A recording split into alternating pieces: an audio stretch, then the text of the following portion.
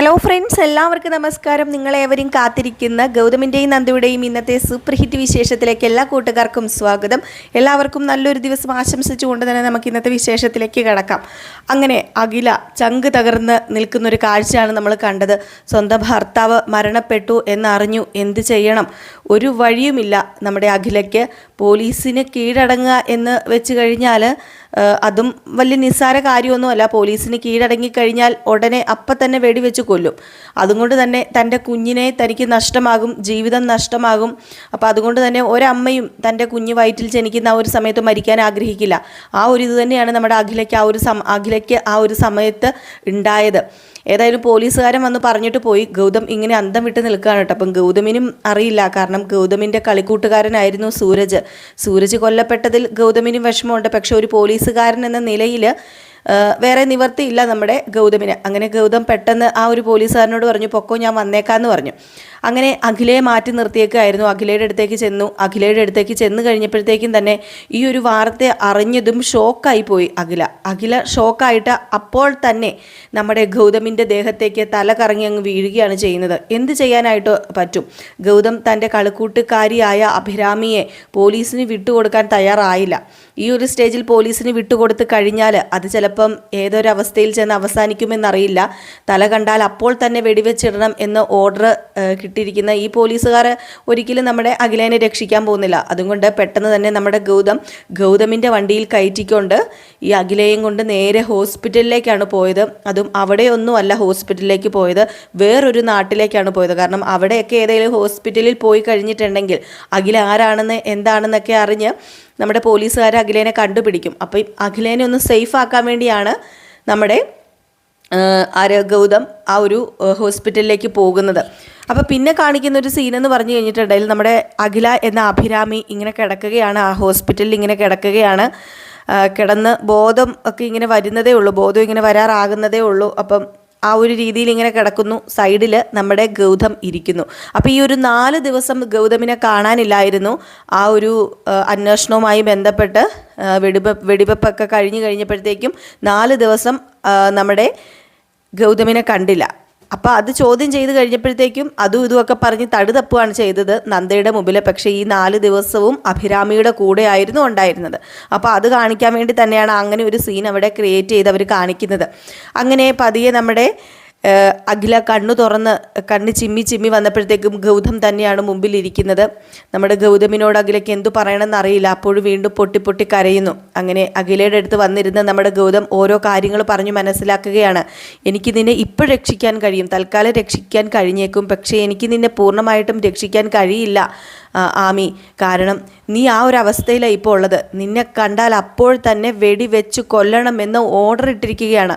ആ ഓർഡർ നിഷേധിച്ചിട്ടാണ് ഞാനിപ്പോൾ നിന്നെ ഇവിടെ കൊണ്ടുവന്ന് ഈ ഹോസ്പിറ്റലിൽ അഡ്മിറ്റ് ചെയ്തത്. അത് എൻ്റെ മനസാക്ഷിയാകാം, ചിലപ്പോൾ നീ എൻ്റെ കളിക്കൂട്ടുകാരി ആയതുകൊണ്ടാകാം, പക്ഷേ ഇതെൻ്റെ ജോലി തെറിക്കുന്ന വരെ കാര്യമാണ് എന്നിങ്ങനെ പറഞ്ഞപ്പോഴത്തേക്കും നമ്മുടെ ആമി പറയുന്നുണ്ട്, എന്തോ എവിടെയൊക്കെയോ എനിക്ക് ജീവിക്കണമെന്ന് ഒരാഗ്രഹം തോന്നുക. അതുമല്ല, എൻ്റെ വയറ്റിൽ വളരുന്നത് എൻ്റെ സൂരജിൻ്റെ കുഞ്ഞല്ലേ.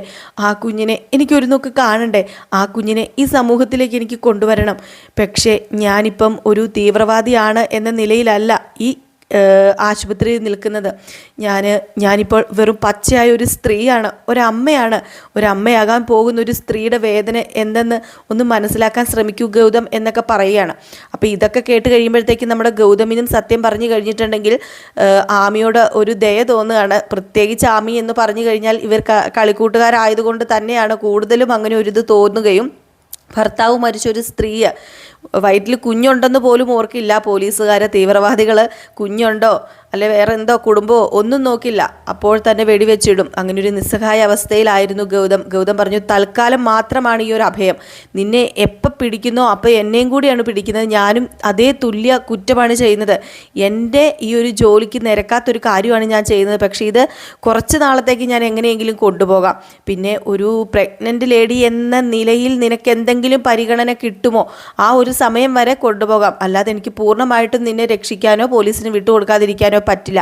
ഒരു പോലീസ് ഉദ്യോഗസ്ഥൻ എന്ന ഞാൻ എൻ്റെ ജോലിക്ക് ഒരിക്കലും അന്യായം കാണിക്കില്ല. എനിക്ക് എൻ്റെ ജോലിയിൽ നീതി പുലർത്തിയേ പറ്റൂ. പക്ഷേ കുറച്ച് ദിവസം മാത്രം നിൻ്റെ ഈ ഒരു ശരീരത്തിൻ്റെ ആ ഒരു ഇതൊക്കെ മാറട്ടെ, ക്ഷീണമൊക്കെ മാറട്ടെ, ആ ഒരു ദിവസത്തേക്ക് മാത്രമാണ് ഞാൻ നിനക്ക് അഭയം തന്നിരിക്കുന്നത് എന്നൊക്കെ നമ്മുടെ ഗൗതം പറയുന്നുണ്ട് കേട്ടോ. ഏതായാലും ഗൗതം അത്രയും ഭാഗമൊക്കെയാണ് കാണിക്കുന്നത്. അത് കഴിയുമ്പോഴത്തേക്കും നമ്മുടെ ഗൗതം പിന്നെ ആ ഒരു ഇത്ര മൊത്തം ഓർത്തതാണല്ലോ, ആ ഒരു ഓഫീസിലിരുന്ന് ഓർത്ത കാര്യങ്ങളാണ്. അപ്പം ഗൗതം ഇങ്ങനെ ഓർത്തോണ്ടിരിക്കുന്നു. പെട്ടെന്ന് വേറൊരു പോലീസുകാരൻ വന്നിട്ട് ഗൗതം സാർ എന്ന് വിളിക്കുകയാണ്. അപ്പോഴത്തേക്കും പെട്ടെന്നൊന്ന് ഞെട്ടി കേട്ടോ. എന്ത് പറ്റി സാർ എന്ന് ചോദിച്ചപ്പം ഹേയ് ഒന്നുമില്ല എന്നിങ്ങനെ പറഞ്ഞു. അതെ, എനിക്ക് കുറച്ച് ക്ഷീണമൊക്കെ ഉണ്ട്, ഞാൻ അതുകൊണ്ട് ഇന്ന് ഒരു ദിവസത്തേക്ക് ഞാൻ ഹാഫ് ലീവ് എടുക്കുകയാണ് എന്ന് പറഞ്ഞുകൊണ്ടാണ് നമ്മുടെ ഗൗതം അവിടെ നിന്ന് പോകുന്നത്. ഏതായാലും ഇവിടെ നിന്ന് പോകുന്ന ഗൗതം വീട്ടിൽ ചെല്ലുമ്പോൾ നമ്മുടെ പഴയ ഗൗതമല്ല, ഗൗതം എന്തൊക്കെയോ മറക്കുകയാണെന്ന് നന്ദയ്ക്ക് തിരിച്ചറിയുന്നുണ്ടല്ലോ. അപ്പം നന്ദ വീട്ടിൽ ചെല്ലുന്ന ഗൗതമിനെ വളരെ രീതിയിൽ സന്തോഷത്തോടു കൂടി റൊമാൻസോടു കൂടിയൊക്കെ സംസാരിക്കാൻ നോക്കുമ്പോഴത്തേക്കും എന്ത് ചെയ്താലും നമ്മുടെ ഗൗതം അടുക്കുന്നില്ല. ഗൗതത്തിന് പറ്റില്ല റൊമാൻസോ അല്ലെങ്കിൽ സ്നേഹമോ സന്തോഷമോ ഒന്നും പ്രകടിപ്പിക്കാൻ പറ്റുന്നില്ല. ആ ഒരു അവസ്ഥയിലാണ് ഗൗതം ഉള്ളത്. അങ്ങനെ ഗൗതമിനെ വീണ്ടും ചോദ്യം ചെയ്യുകയാണ് നമ്മുടെ നന്ദ.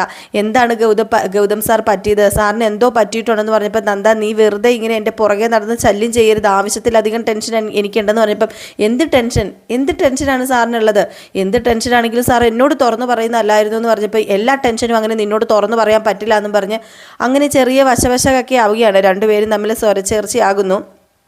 സ്വരച്ചേർച്ചയില്ലായ്മയാകുന്നു. അപ്പം ലക്ഷ്മി വരികയും ലക്ഷ്മി ചോദിക്കുന്നുണ്ട് എന്ത് പറ്റി മോനെ നിനക്ക് എന്താ പറ്റിയത് എന്നൊക്കെ ചോദിക്കുമ്പോൾ ലക്ഷ്മിയിൽ നിന്നൊക്കെ ഒഴിഞ്ഞു മാറിയാണ് ഗൗതം നടക്കുന്നത്.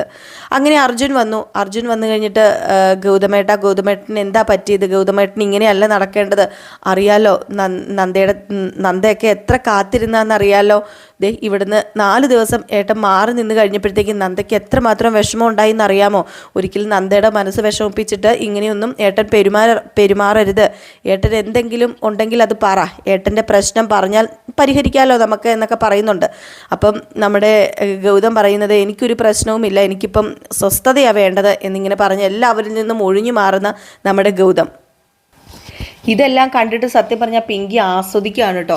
പിങ്കി ആസ്വദിക്കുന്ന വേറൊന്നുമല്ല, നമ്മുടെ നന്ദയിൽ നിന്ന് ഗൗതം ഒഴിഞ്ഞു മാറുന്നുണ്ട് എന്ന് പിങ്കിക്ക് മനസ്സിലാവുന്നുണ്ട്. അപ്പം ഇതൊക്കെ കാണുമ്പോൾ വല്ലാത്തൊരു സന്തോഷം തന്നെയാണ് പിങ്കിക്ക് തോന്നുന്നത്. കാരണം പിങ്കിക്ക് സന്തോഷം തോന്നാമല്ലോ. അന്ന് ഒരു ദിവസം ആദ്യ രാത്രി ആ ഒരു ഫസ്റ്റ് നൈറ്റ് എന്ന് പറയാൻ പറ്റില്ല, ആ ഒരു ശാന്തി മുഹൂർത്തം കഴിഞ്ഞു. പിന്നെ അതിനെക്കുറിച്ച് യാതൊരു വിവരവുമില്ല. അപ്പം അടുത്ത ദിവസം എന്തെങ്കിലും ചെയ്ത് ഒഴിവാക്കണം, അടുത്ത ദിവസം എന്തെങ്കിലും ചെയ്ത് ആ ശാന്തി മുഹൂർത്തം മുടക്കണം.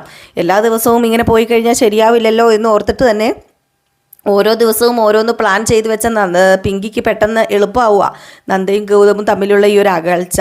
അങ്ങനെ നമ്മുടെ നന്ദയുടെ മുമ്പിൽ ചെന്നിട്ട് പിങ്കി പറയുന്നുണ്ട്, ഒരിക്കലും നിന്നെ ഗൗതം സാറിന് അംഗീകരിക്കാൻ പറ്റില്ല നന്ദ, കാരണം വേറെ ഒന്നുമല്ല, ഗൗതം സാറിൻ്റെ മനസ്സിൽ നീ ഒരിക്കലും ഗൗതം സാറിൻ്റെ ഭാര്യയായിട്ട് ഇരിക്കാൻ നിനക്ക് കഴിയില്ല, കാരണം ഗൗതം സാറിൻ്റെ മനസ്സിൽ നീയില്ല, ഗൗതം സാറിൻ്റെ മനസ്സിൽ ഇപ്പോഴും ഞാൻ മാത്രമാണെന്നൊക്കെ പറഞ്ഞുകൊണ്ട് ആ ഒരു അവസരം മുതലെടുക്കുകയാണ് പിങ്കി ഈ അവസരം മുതലെടുക്കുമ്പോൾ നമ്മുടെ നന്ദ ഗൗതമിനെ ചോദ്യം ചെയ്യുകയും ഗൗതമിനോട് കാര്യങ്ങളൊക്കെ ചോദിക്കുകയും ചെയ്യുമ്പം ഗൗതം വാക്ക് കൊടുക്കുകയാണ്, എനിക്ക് അങ്ങനെ ഒരു പ്രശ്നവുമില്ല, എനിക്ക് യാതൊരു പ്രശ്നവുമില്ല, നീ ഒന്നുകൊണ്ട് പേടിക്കണ്ട, വേറൊരു കാര്യവുമല്ല, എനിക്ക് കുറച്ച് പ്രശ്നങ്ങൾ പറയാൻ പറ്റാത്ത ഡിപ്പാർട്ട്മെൻറ്റുമായിട്ട് ബന്ധപ്പെട്ട കുറച്ച് പ്രശ്നങ്ങളുണ്ട്, അതുമാത്രമല്ലാതെ വേറൊരു പ്രശ്നമില്ലെന്നൊക്കെ പറഞ്ഞ് വാക്ക് കൊടുക്കുന്നുണ്ട്. ഏതായാലും ഗൗതം അവിടെ നിന്ന് പോവുകയാണ്. വീണ്ടും അവിടെ നിന്ന് പോകുന്ന ഗൗതം എങ്ങോട്ടാണ് പോകുന്നത്, എവിടെയാണ് പോകുന്നത് ഒന്നും മനസ്സിലാവുന്നില്ല കേട്ടോ. ഒന്നും പറഞ്ഞിട്ടല്ല ഗൗതം പോകുന്നത്. അതുപോലെ പറയുന്നുണ്ട്, എന്നെ കണ്ടില്ല എങ്കിൽ ആരെയും വിളിച്ച് കമ്മീഷണറിനെയോ ആരെയും വിളിച്ച് ഡിപ്പാർട്ട്മെൻറ്റിൽ ഒരാളെയും വിളിച്ച് തിരക്കാൻ പാടില്ല, എന്നെ കണ്ടില്ല എങ്കിൽ എന്നെ വിളിച്ചാൽ മതി, എന്നെ വിളിച്ചിട്ട് കിട്ടിയില്ലെങ്കിൽ ഞാൻ ഇങ്ങോട്ട് തന്നെ വരും, അല്ലാതെ എൻ്റെ കാര്യത്തിൽ കൂടുതൽ അതായത് ഈ അകന്ന് നിന്ന് കഴിയുമ്പോഴത്തേക്കും കൂടുതൽ ശല്യം ചെയ്യാൻ നമ്മുടെ നന്ദ പോവില്ല. അപ്പം ഇവർ എല്ലാവരും കൂടുതൽ അടുക്കില്ല. അതാണ് നമ്മുടെ ഗൗതം ഇങ്ങനെയൊക്കെ ചെയ്യുന്നത്. അപ്പോൾ അതുകൊണ്ട് തന്നെയാണ് നമ്മുടെ ഗൗതം വീണ്ടും ഹോസ്പിറ്റലിലേക്ക് തിരിച്ചു പോവുകയാണ് ചെയ്യുന്നത്. ചങ്ക് തകർന്ന് നിൽക്കുന്ന നന്ദയ്ക്ക് എന്ത് ചെയ്യണമെന്നറിയില്ല. ലക്ഷ്മിയും നന്ദയും ഒക്കെ വല്ലാത്തൊരവസ്ഥയിലാട്ടോ ഉള്ളത്. ഏതായാലും 2 ദിവസം ഫോൺ എടുക്കാതെ വരുമ്പോൾ ഫോൺ വിളിച്ചിട്ട് എടുക്കുന്നില്ല, അതുപോലെ വിവരങ്ങളൊന്നും അറിയത്തില്ലാതെയും ആകുമ്പോഴത്തേക്കും നമ്മുടെ പിങ്കിയും നന്ദയും കൂടെ ഇവർ സത്യം പറഞ്ഞു കഴിഞ്ഞിട്ട് പിങ്കിക്ക് മനസ്സിലാകുവാണ് എന്തോ ചെറിയ പ്രശ്നം തന്നെയാണ്, ഗൗതം ഇവിടെ നിന്ന് മാറി നിൽക്കുന്നത് എന്താണെന്ന് അറിയില്ലല്ലോ. അപ്പം പിങ്കിയും നമ്മുടെ നന്ദയുടെ കൂടെ കൂടുന്നുണ്ട്. അതെന്തിനാണോ ഏതിനാണോ ഏതായാലും നമുക്ക് കാത്തിരുന്ന് തന്നെ കാണാം.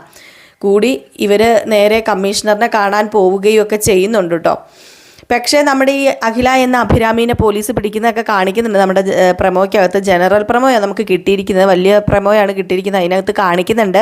അപ്പോൾ കൂടുതൽ വ്യക്തമായിട്ട് എന്തൊക്കെയാണ് നടക്കാൻ പോകുന്നതെന്ന് നമുക്ക് ഫുൾ വിശേഷം വന്നിട്ടില്ല. ഫുൾ വിശേഷം വരുമ്പോൾ ഉറപ്പായിട്ട് നമുക്ക് എന്തെങ്കിലും സീനുകൾക്കൊക്കെ മാറ്റമുണ്ടെങ്കിലും നമ്മൾ വ്യക്തമായിട്ട് വന്ന് പറയുന്നതായിരിക്കും. സീനുകൾ മാറാനായിട്ട് ചാൻസ് ഇല്ല, ചിലപ്പോൾ അവരെന്തെങ്കിലും സീനുകൾ ആഡ് ചെയ്യുകയോ ഒക്കെ ചെയ്യുമായിരിക്കാം. എന്തെങ്കിലും ഉണ്ടെങ്കിൽ പ്രത്യേകിച്ച് നമുക്ക് ഈ ഒരു കഥയ്ക്ക് മാറ്റമുണ്ടെങ്കിൽ ഉറപ്പായിട്ട് നമ്മൾ വരുന്നതായിരിക്കും. നിങ്ങൾ കാത്തിരിക്കണം. എന്നും ഒരു 2 മണി 1 മണിയോടൊക്കെ കൂടിയാണ് നമുക്ക് ഫുൾ വിശേഷം ഇപ്പോൾ കിട്ടാറുള്ളത് കേട്ടോ. അപ്പം തന്നെ നമുക്ക് വരാം ഒരു അടിപൊളി വിശേഷവുമായിട്ട്. അപ്പോൾ എല്ലാവരും കാത്തിരിക്കുക. അതുവരെ എല്ലാവർക്കും നല്ലൊരു ശുഭദിനമൊക്കെ ആശംസിച്ചുകൊണ്ട് നിർത്തുന്നു. Tata, bye bye.